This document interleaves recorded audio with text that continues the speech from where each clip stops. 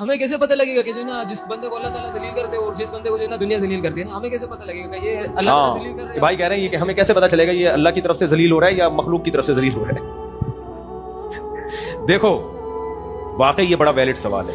ہمیں جس پہ غصہ نکالنا ہوتا ہے نا، اگر اس کو لوگ ذلیل کر رہے ہیں، ہم کہتے ہیں دیکھو اس کے گناہوں کی سزا ہے کہ یہ ذلیل ہو رہا ہے. حالانکہ ہو سکتا ہے وہ ذلیل اس لیے ہو رہا ہو کہ وہ حق بیان کر رہا ہے.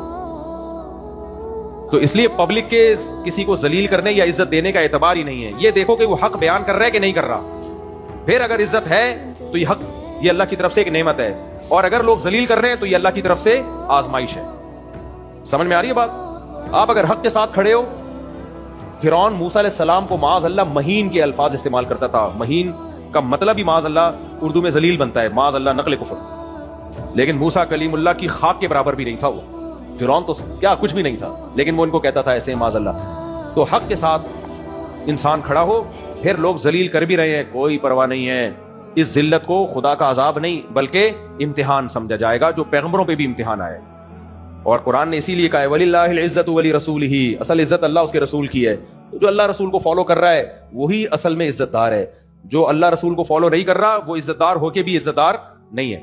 تو اس لیے بعض دفعہ یہ ہوتا ہے کہ ہاں اگر آپ حق کے ساتھ نہیں ہو پھر ذلیل ہو رہے ہو، پھر یہ خدا کی طرف سے چماٹے ہیں، پھر عبرت حاصل کرنی چاہیے. سمجھ میں آ رہی ہے بات؟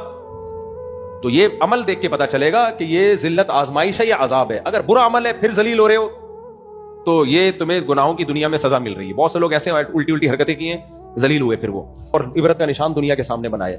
تو یہ عمل سے پتا چلتا ہے کہ یہ اللہ کی طرف سے آزمائش ہے یا اللہ کی طرف سے عذاب ہے.